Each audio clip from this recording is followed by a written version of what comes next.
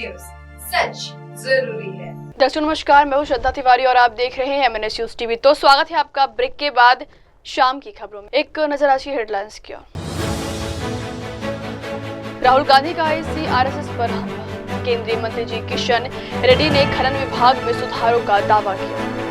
मराठी भाषा विवाद पर शिवसेना सांसद नरेश महास्के ने उद्धव ठाकरे पर निशाना साधा। तो खबरें विस्तार से। राहुल गांधी का आईसी आरएसएस पर हमला। कांग्रेस नेता राहुल गांधी ने बुधवार को पटना महागठबंधन में शामिल हुए बिहार में वोटर लिस्ट स्क्रीनिंग को लेकर विपक्षी पार्टियां विरोध कर रही हैं। राहुल गांधी ने आरोप लगाया है कि 2024 के महाराष्ट्र विधानसभा चुनावों में भारतीय जनता पार्टी को लाभ पहुंचाने के लिए धांधली की गई थी। केंद्र की राष्ट्रीय जनतांत्रिक गठबंधन सरकार इस साल के अंत में होने वाले बिहार चुनावों में भी ऐसा करना चाहती है। हम इसे होने नहीं देंगे।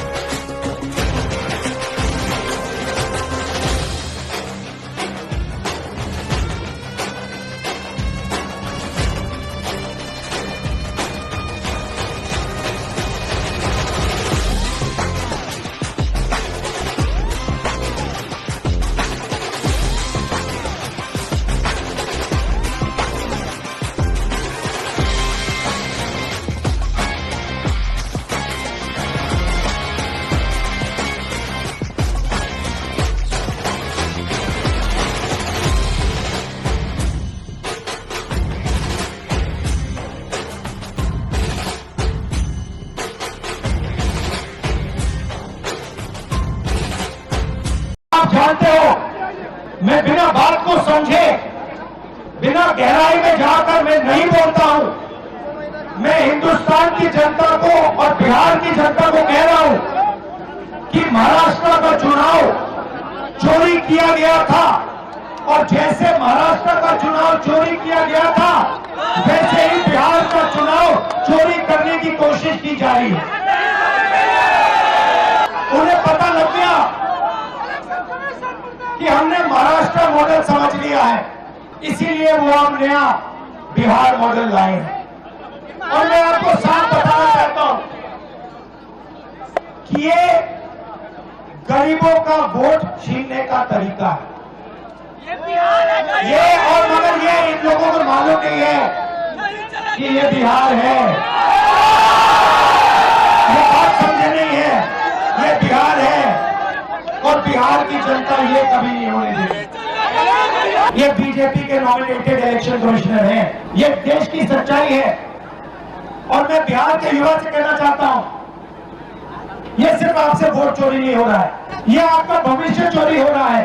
ये चोरी नहीं होने देनी, और आपको बिहार के युवा को ये चोरी नहीं होने देनी है। और पूरा का पूरा इंडिया गठबंधन आपके साथ खड़ा है और हम ये चोरी कभी नहीं होने देंगे।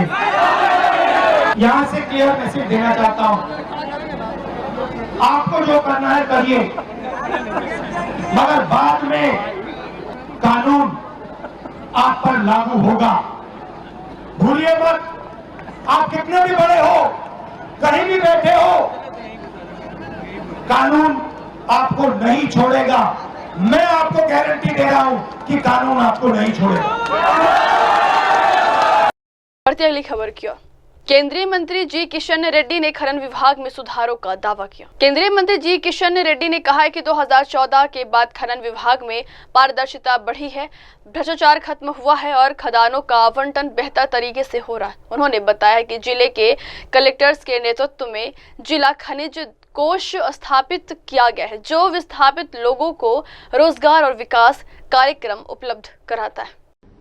प्रधानमंत्री आदरणीय नरेंद्र मोदी जी 2014 में प्रधानमंत्री के नाते जिम्मेदारी संभालने के बाद एक अलग अलग रिफॉर्म्स मिनरल से माइनिंग सेक्टर में किया है। जो पहले तो जो माइन्स मनमाने अलॉटमेंट होता था, अभी माइनिंग सेक्टर में ट्रांसपेरेंसी के साथ माइन्स अलॉट होना, ट्रांसपेरेंसी के साथ काम करना, पूरा भ्रष्टाचार स्लोली निकालना और लोगों गांव में रहने वाले लोगों को एम्प्लॉयमेंट देना, इसके अंतर्गत एक डिस्ट्रिक्ट मिनरल फंड के नाते एक जिला कलेक्टर नेतृत्व में एक फंड का ट्रस्ट बनाया। जो माइनिंग एफेक्टेड एरियाज में जो माइन के कारण डिस्प्लेसमेंट होता है और लोगों को रोजगार चले जाते हैं, ऐसे लोगों के लिए डिस्ट्रिक्ट मिनरल फंड के द्वारा उस एफेक्टेड एरिया में इंफ्रास्ट्रक्चर एक्टिविटी हो, विकास का कार्यक्रम हो, एम्प्लॉयमेंट रोजगार का कार्यक्रम हो, ये डिस्ट्रिक्ट मिनरल फंड के द्वारा करते हैं। सभी जिला कलेक्टर्स के नेतृत्व में आज देश भर में 1 लाख रुपए, 1 लाख करोड़ रुपए आज उनका फंड है, उसमें कुछ खर्च हो रहे और कुछ जिलों में अभी भी पैसे हैं। मैं इस संदर्भ में लाखों लोगों को रोजगार मिलता है डिस्ट्रिक्ट मिनरल फंड के इनिशिएशन के द्वारा, और फेडरल सिस्टम में पूरा अधिकार स्टेट गवर्नमेंट को, जिला कलेक्टर को इस फंड के ऊपर अधिकार है और नरेंद्र मोदी जी का इनिशिएटिव है।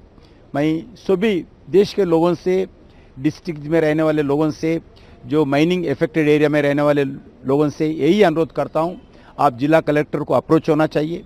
जो आप रोजगार के लिए जो भी कार्यक्रम लेते हैं, डिस्ट्रिक्ट मिनरल फंड में पैसे है, उस पैसे लेकर रोजगार में आगे बढ़ना चाहिए, यही मैं लोगों के अनुरोध करता हूं। मैं आदरणीय प्रधानमंत्री जी को धन्यवाद देता हूं। आप जो इनिशिएशन किया है, आज सक्सेसफुली डीएमएफ एक्टिविटी आगे बढ़ रही है। सर, आपने डिजिटल पेमेंट की, डिजिटल पेमेंट को कितना बढ़ावा मिलेगा?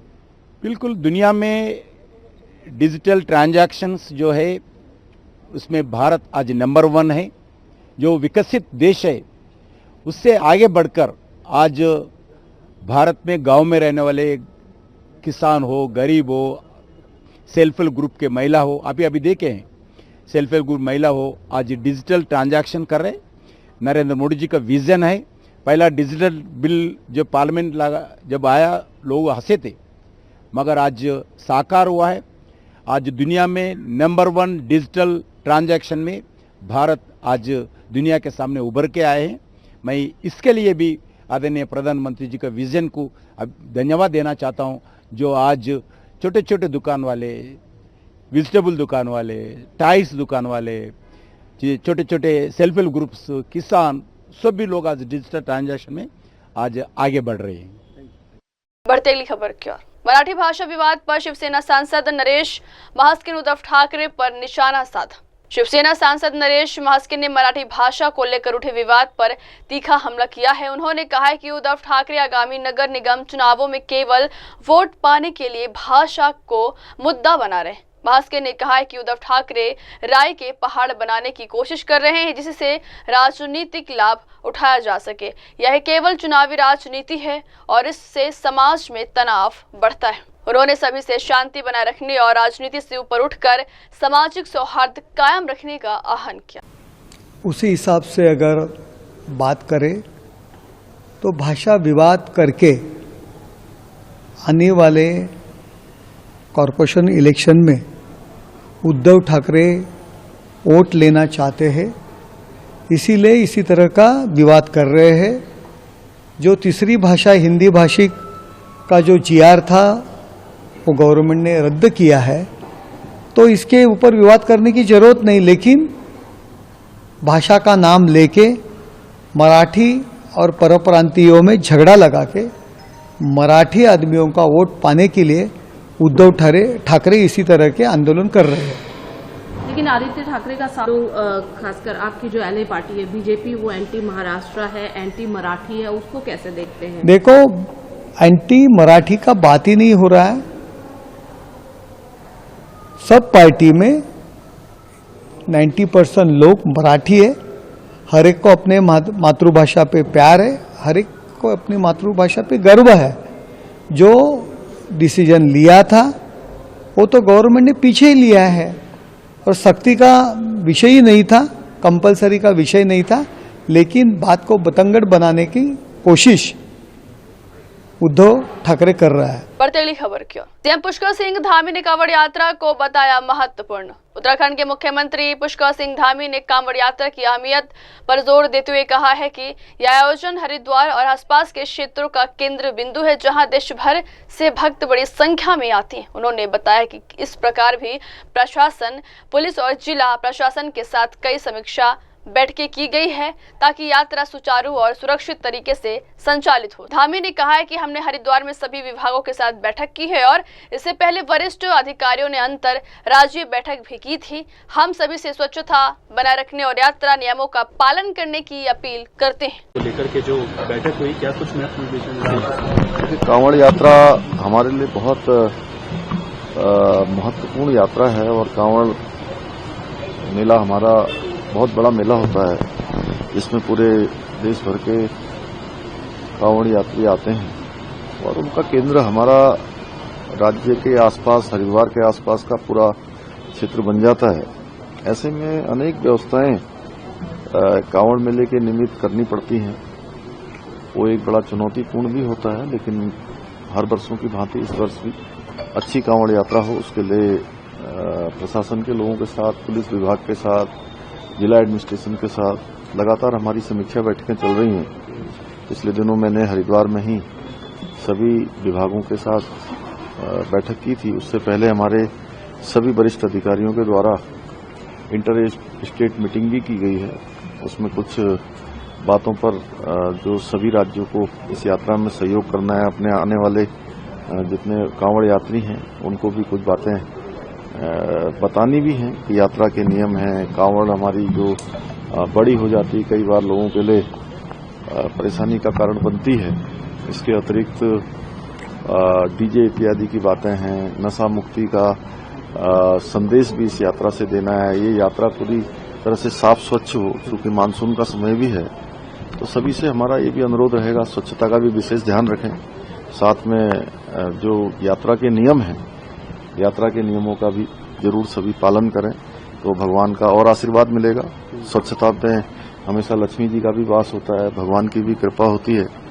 तो सभी हमारे आने वाले कांवड़ यात्री इन बातों का भी जरूर ध्यान रखेंगे और हम सबका स्वागत करते हैं देवभूमि यात्रा पर ही साधु संतों ने आपको पत्र लिखकर एक मांग करी कि जो कावड़ बनाते हैं वे भी अधिकतर मुसलमान हैं, तो उनमें भी अधिकतर लोग हिंदू ही हो, ऐसा उन्होंने मांग करी है। और उन्होंने कहा कि अगर सरकार वेरिफिकेशन ड्राइव नहीं चलाती है तो साधु संत खुद ग्राउंड जीरो पर उतर के सत्यापन अभियान चलाएंगे।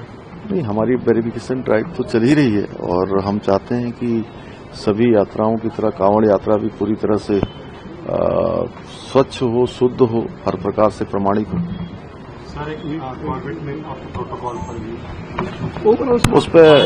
उस पर वन विभाग के द्वारा उस पर जांच बैठाल दी गई है और जो भी इसमें कहीं पर कोई कमी पाई जाएगी तो निश्चित रूप से उस पर आगे कार्रवाई होगी। ठीक है सर। बढ़ते अगली खबर की। खराब खाने को लेकर विवाद, भाजपा विधायक राम कदम का बयान। शिवसेना विधायक संजय गायकवाड़ द्वारा कैंटीन कर्मचारी को थप्पड़ मारने की घटना पर भाजपा विधायक राम कदम ने कहा है कि हिंसा का समर्थन नहीं किया जाना चाहिए। हालांकि ठेकेदार की ओर से खराब खाने की आपूर्ति की गलती भी स्पष्ट है और इसे नजरअंदाज नहीं किया जाना चाहिए। खाने की क्वालिटी डिग्रेड की गई और वो खाना जो है उनको दिया गया बाकी नागरिकों के साथ। किसी भी मारपीट का समर्थन कोई कार्यकर्ता हो या आम इंसान हो या नेता हो, उसका समर्थन कतई हो नहीं सकता। पर इस बात को भी समझने की आवश्यकता है कि उस कैंटीन में सभी लोग जाकर के भोजन करते हैं और जिस प्रकार से वहां पे खाना दिया जा रहा था, भोजन दिया जा रहा था, उसकी क्वालिटी बहुत ही घटिया थी। तो पूरी तरह से उस कॉन्ट्रैक्टर की भी गलती है, उसको भी नजरअंदाज करना ठीक नहीं होगा। मारपीट का कोई समर्थन नहीं है, पर जहां पर आम लोग आते हैं और सरकारी कैंटीन, वहां पर इस प्रकार से अगर घटिया क्वालिटी का अगर भोजन लोगों को दिया जाए और खास करके वहां पे विधायक भी रह रहे हैं, तो जब विधायक वहां नहीं रहते तो लोगों को किस प्रकार का भोजन वहां से दिया मिलता होगा, इस बात को भी सोचने की आवश्यकता है। कर्मी है उन्हें मारा है, क्या कुछ जानकारी इसी सामने है, क्या पूरा प्रकरण है? देखो, ये आकाशवाणी की जो कैंटीन है, मैं 30 साल से यहाँ पर आता हूँ और 5.5 साल से यहाँ रह रहा हूँ। मैंने कई बार इनके खाने के बारे में इनको समझाया कि आप खाना अच्छा दिया करो। 15 दिन का अंडा, 15-20 दिन का नॉनवेज, सब्जियां 2-2, 4-4 दिन की। तो इसकी वजह से पूरे महाराष्ट्र के जो करीबन रोजाना यहाँ पर 5-10 हज़ार लोग जो आते हैं वो सब यहाँ खाना खाते हैं और हर किसी की यही कंप्लेंट है। किसके खाने में छिपकली निकलती है, किसी के खाने में चूहा निकलता है, किसी के खाने में रस्सी निकलती है। कल रात में मेरे रूटीन टाइम पर 10 बजे मैंने खाने का ऑर्डर किया। सो मैंने दाल, चावल और 2 चपाती मंगाया। चावल का निवाला मैंने खाते से मुझे महसूस हो गया कि इसमें कुछ तो भी प्रॉब्लम है। सो दूसरा निवाला खाने के बाद में मुझे वोमिटिंग हुई और मैंने उसका स्मेल लिया तो वो निष्कृष्ट दर्जे का खाना नहीं था, वो सड़ा हुआ खाना था। तो मैं जैसी हालत में मैं खाना खा रहा था वैसे मैं नीचे गया और वो मैनेजर से मैंने पूछा कि ये खाना आपने दिया है? बोले हाँ हमने दिया है। तो किसने लाया था? तो सब लोगों को लाया। मैंने मैनेजर और उनके 6 लोग और जो बैठे हुए खाने पर जो लोग बैठे थे उसको सबको ये स्मेल दिखाया। तो बोले ये बहुत गंदा है, ये खाने जैसा नहीं है। फिर मैंने उनको बताया कि मैंने आपको 10 बार ऐसे समझाया कि आप खाना अच्छे से दिया करो, आप हमारी जिंदगी से खेल रहे हैं, हमारी जान से खेल रहे हैं। ये अगर हम ये पॉइजन वाला खाना खाएंगे तो हम कल हमारी जान को कुछ भी हो सकता है। आज हजारों लोग वहाँ आते हैं, कर्मचारी आते हैं, पार्टी के कार्यकर्ता आते हैं। आप इसी तरह का खाना अगर उनको पेश करते हैं या देते हैं तो उनकी तो जान खतरे में। इसलिए जो रिएक्शन मेरी बात में रात में आई, तो बहुत समझाने के बाद में, हर भाषा में समझाने के बाद, अगर ये लोग सुधरते नहीं है तो मुझे मेरी स्टाइल से मुझे उनसे बात करना पड़ेगा। सर, आप सरकार में हैं और इस तरीके का जो व्यवहार है वो कैंटीन की ओर से किया जा रहा है आपको लेकर या आपके यहाँ जो लोग आते हैं उनको लेकर, सरकार को इससे लेकर सरकार के साथ कुछ बात? मेरे ख्याल से हर साल हजारों कंप्लेंट सरकार की तरफ कैंटीन की जाती है। वो सारी कंप्लेंटों को क्यों नजरअंदाज किया जाता है ये मुझे पता नहीं है। बार बार 30 साल से एक ही कंत्राटदार को ये कंत्राट कैसा मिलता है? हजारों कार्यकर्ता लोगों की कंप्लेंट है, पब्लिक की कंप्लेंट है, एमएलए की कंप्लेंट है। इतना होने के बाद में उसकी इंक्वायरी क्यों नहीं होती? उसके पूरे किचन के अंदर चूहे दौड़ते रहते हैं, सारा गंदा माहौल होता है, सारा खाना जो है 4-4, 5-5 दिन का बना रहता है। तो ये सारी चीजें चेक होना चाहिए। वहाँ के जो कोई गायकवाड़ करके एमडी है उनका भी काम है कि उस पर देखरेख कर, लेकिन ऐसा कुछ होता नहीं है। सरकार से क्या मांग है? और मैं आज विधानसभा के अंदर पॉइंट ऑफ इंफॉर्मेशन के माध्यम से मैं हमारे अध्यक्ष जी से रिक्वेस्ट करूंगा कि भाई इस तरह से जो आमदार है वो आमदार की सुरक्षा आपका फर्ज है, उनका रक्षण होना की जिम्मेदारी आपकी है। तो आप इस पर ऐसी कार्रवाई की कि आने वाले कल में इस तरह के होटल में कुछ भी जिससे लोगों की जान को धोखा हो, इस तरह का खाना परोसा ना जाए, खाना बनाया ना जाए। बढ़ते अगली खबर क्या, पश्चिम बंगाल सिलीगुड़ी में झड़प के बाद पुलिस पर पथराव। सिलीगुड़ी के बागराकोट इलाके में दो समूहों के बीच हुई झड़प के बाद स्थानीय लोगों ने पुलिस और सुरक्षा कर्मियों पर पथराव किया। सुरक्षा बल स्थिति को नियंत्रण में लाने के लिए प्रयासरत है। एक तरीके से जंग हो रही है, पुलिस अधिकारी को बड़े बड़े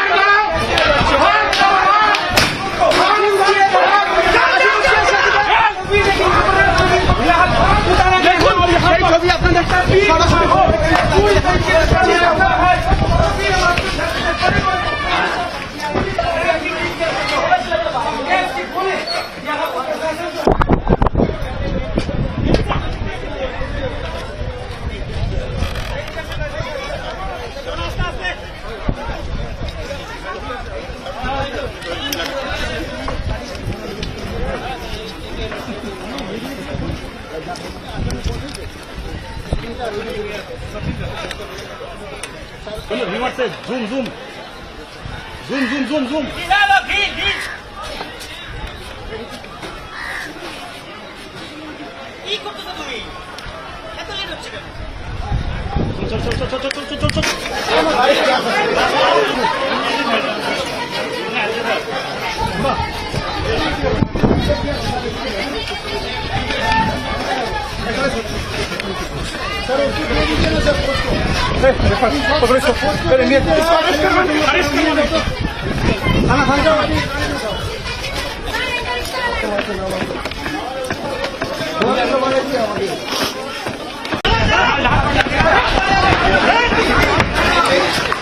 एक तरीके से जंग हो रही है, पुलिस अधिकारी को बड़े बड़े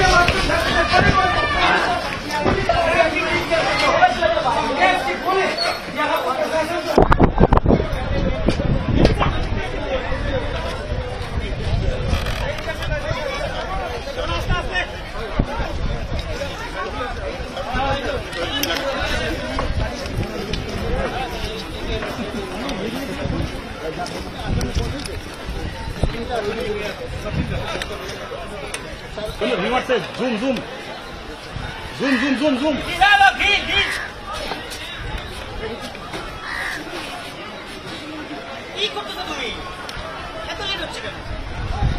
चल चल चल चल चल चल चल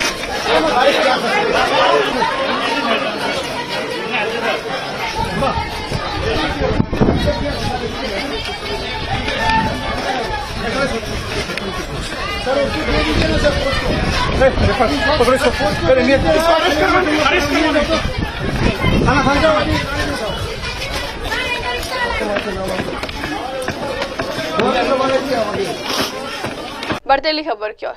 ब्रिक्स शिखर सम्मेलन में भाजपा नेता प्रदीप भंडारी का बड़ा बयान। दिल्ली भाजपा नेता प्रदीप भंडारी ने ब्रिक्स शिखर सम्मेलन में भारत की भूमिका को लेकर बड़ा बयान दिया है। उन्होंने कहा है कि पीएम मोदी के नेतृत्व में भारत ने ब्रिक्स सम्मेलन में एक स्पष्ट एजेंडा तय किया है और यह स्थापित किया है कि भारत अब दुनिया का नेतृत्व करने के लिए पूरी तरह तैयार है। ग्लोबल साउथ में भारत सबसे प्रभावशाली और सशक्त आवाज बनकर उभरा है।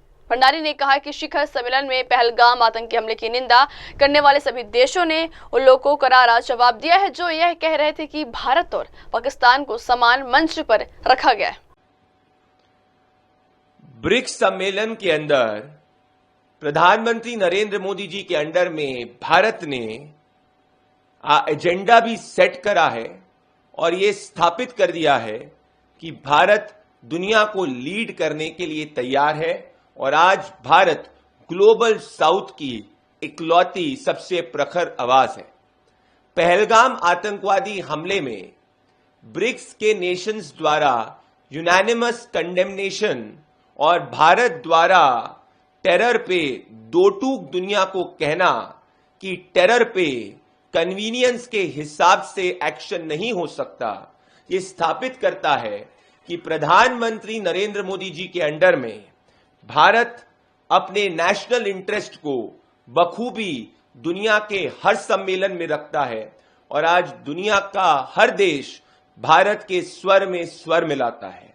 जो लोग ये कह रहे थे इस देश के अंदर एक लॉबी कि पाकिस्तान और भारत का हाइफनेशन हुआ है, आज उनके मुंह पे भी ब्रिक्स की सम्मेलन में सभी नेशंस द्वारा पहलगाम आतंकवादी हमले को कंडेम करना एक करारा तमाचा है।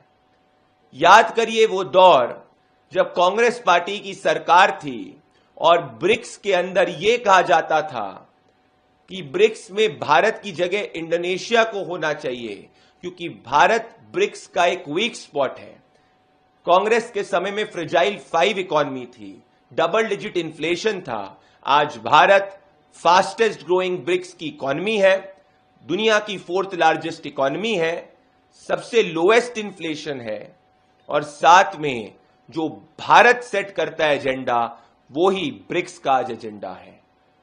ब्राजील द्वारा अपना हाईएस्ट सिविलियन स्टेट ऑनर देना, more than 25 precisely 26 state honors conferred on Prime Minister Narendra Modi suggest that there is a global unanimity that India is set to be and is currently one of the leaders of the world. 15 parliaments को प्रधानमंत्री जी over the years द्वारा address करना ये भी स्थापित करता है कि आज ये ग्लोबल यूनानिमिटी है कि जो भारत कहता है वो दुनिया सुनती है, मानती है और फॉलो करती है। बढ़ते खबर की ओर। गुजरात गंभीरा पुल गिरने से ट्रक नदी में गिरा, 9 मृतक, राहत कार्य जारी। गुजरात गंभीरा पुल के अचानक ढहने से महिसागर नदी में एक ट्रक गिर गया है।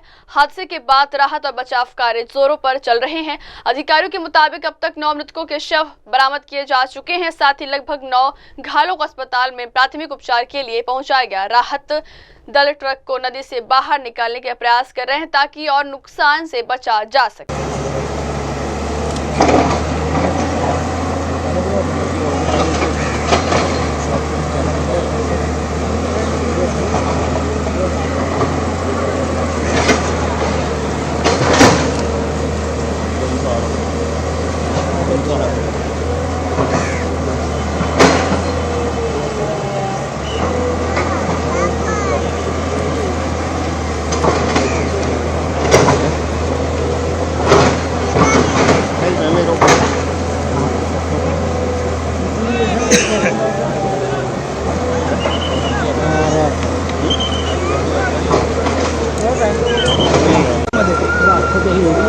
पहिले हा की बघा व्हाईटवाला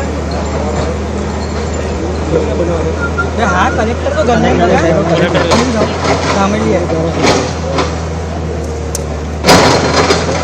पल्ली घामेली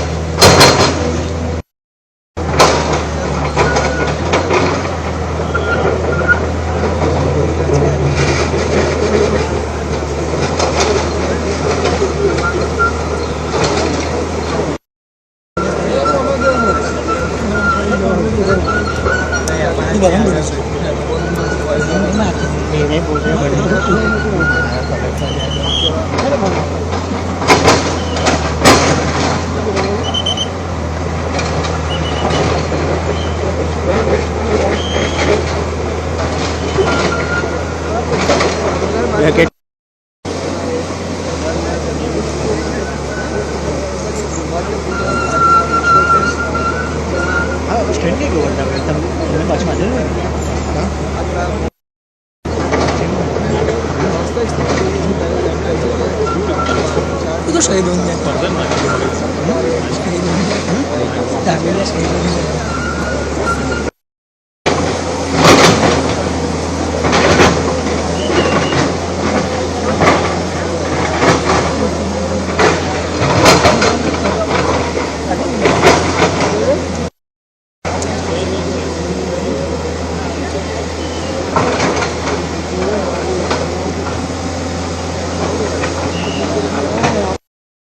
अभी जो नाम मैंने ग्रुप में डाले उतने ही आए अभी तक तो देखता हूँ मैं तो ट्रक और वो ट्रेन से निकल कर वहाँ पर उसको पहुँचता हूँ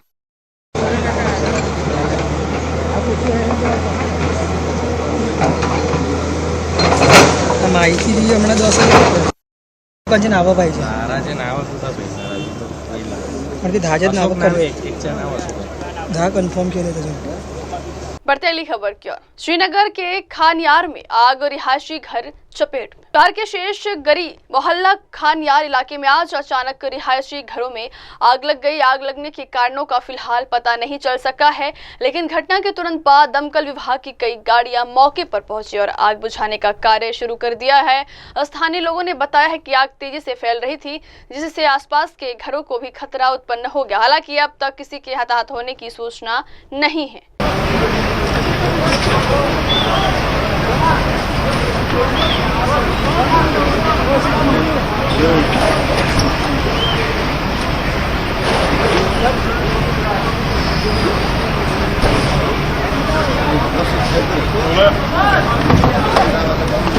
बस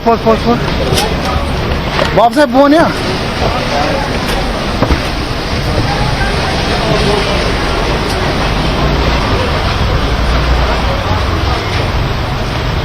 खबर की ओर।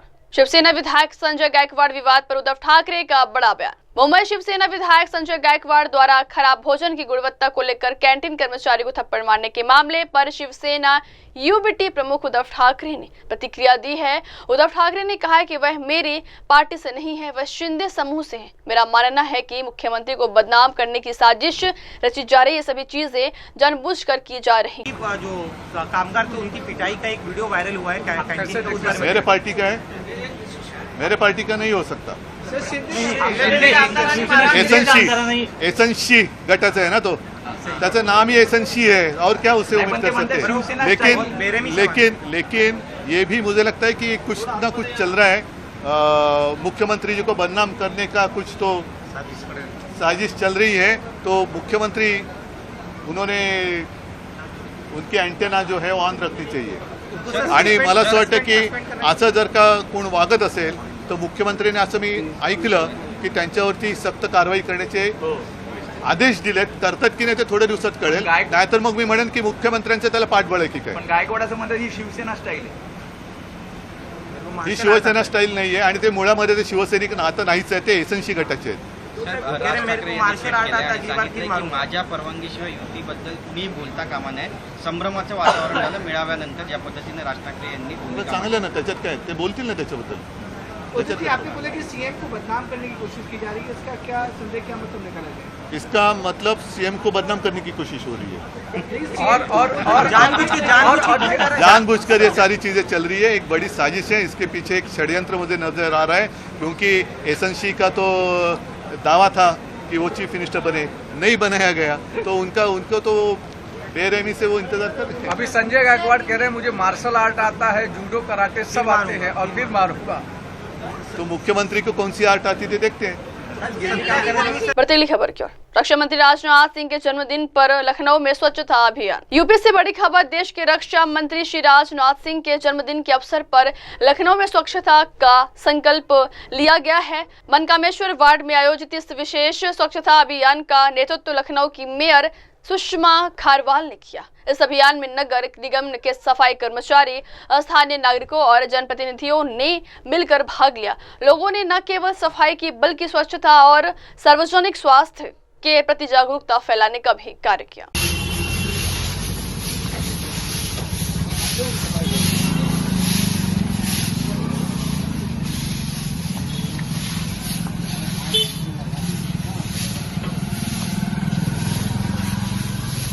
आज आप सभी सफाई अभियान चला रहे हैं, क्या वजह है इसकी? आज माननीय राजनाथ सिंह जी का जन्मदिन है, जो कि हमारे भारत के यशस्वी रक्षा मंत्री हैं, और माननीय महापौर श्रीमती सुषमा खरकवाल जी के आह्वान पर पूरे नगर निगम लखनऊ के माननीय पार्षदों के द्वारा उनके अपने अपने क्षेत्रों में आज सफाई अभियान, विशेष सफाई अभियान चलाया गया है। आज हम लोग सुबह 6 बजे से लगातार जुटे हुए हैं सफाई में, और हमारे साथ तमाम साथी जो है मौजूद हैं। आज हमें खुशी हो रही है, और आज हम सब इस सफाई अभियान को अपने रक्षा मंत्री श्रीमान राजनाथ सिंह को उनके जन्मदिन के अवसर पर समर्पित करते हैं, भेंट करते हैं कि हमारा लखनऊ स्वच्छ हो, हमारा स्वास्थ्य अच्छा हो, और इस नाते हम लोग जो है आज ये सफाई अभियान लगातार सुबह 6 बजे से चला रहे हैं।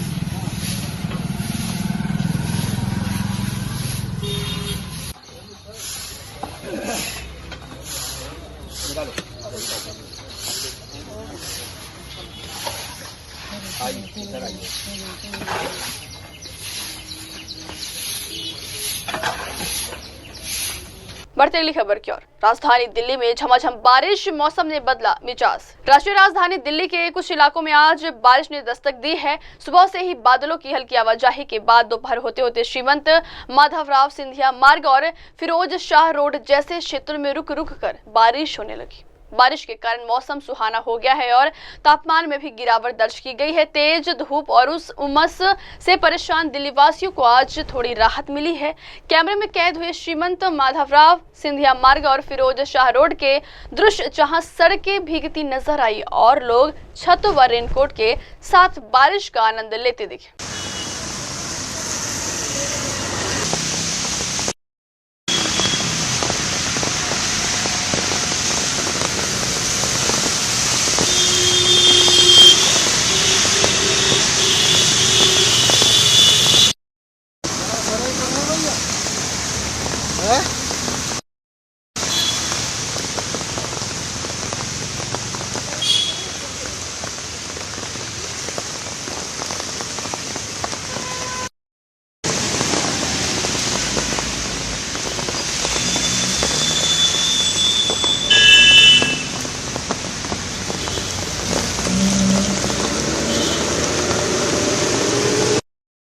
बढ़ते अगली खबर की ओर। हिमाचल प्रदेश में बादल फटने और बाढ़ से तबाही। हिमाचल प्रदेश के मंडी जिले के थुनाग क्षेत्र में हाल ही में बादल फटने, मूसलाधार बारिश और अचानक आई बाढ़ ने जबरदस्त तबाही मचाई है। इस प्राकृतिक आपदा में अब तक 85 से ज्यादा लोगों की मौत हो चुकी है, जिनमें सिर्फ मंडी में 17 लोगों की जान गई है। इसके अलावा 35 से अधिक लोग अभी भी लापता हैं। स्थानीय प्रशासन और एनडीआरएफ की टीम में लगातार राहत और बचाव कार्य में जुटी हुई है। सैकड़ों परिवार बेघर हो गए हैं। कई गांवों में घर पूरी तरह से बह गया है या मलबे में दब गए।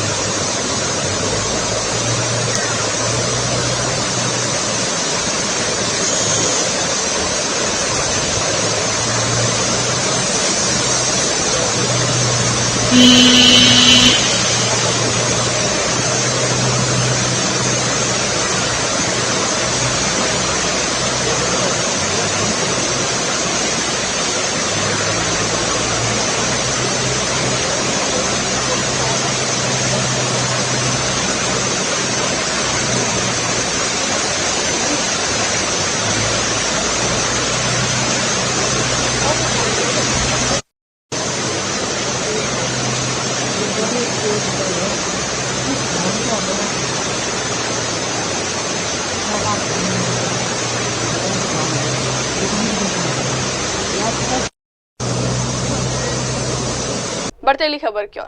महाराष्ट्र शिरडी में साईं बाबा के दर्शन के लिए उमड़ी आस्था की बाढ़। देश भर से आए हजारों भक्तों ने श्री साईं बाबा के दरबार में हाजिरी लगाई है। मंदिर परिसर में भक्तों की लंबी लंबी कतारें देखी गई। हर चेहरा श्रद्धा से भरा हुआ, हर आंख में सिर्फ साईं। सुबह से श्रद्धालु मंदिर के बाहर लाइन में लग गए थे। भक्तजन हाथ में नारियल माला और प्रसाद लेकर बाबा के दर्शन को आतुर दिखे। मंदिर में विशेष पूजा, आरती और भजन संध्या का आयोजन भी किया गया। सभी आप दर्शन विहार से जल्दी प्रवेश करके साईं बाबा के दर्शन ले सकते हैं। आपके लिए पानी की व्यवस्था यहाँ पर सामने की हुई है। दर्शन यहाँ से जाइए, फ्री दर्शन यहाँ से। जिनको वीआईपी दर्शन लेना है वो इस वाले रेट से जाइए। वीआईपी दर्शन जिनको पास निकालना है वो भी यहाँ से जाइए। दर्शन जाने से पहले चप्पल और मोबाइल यहाँ पे शोषण का लॉकर है।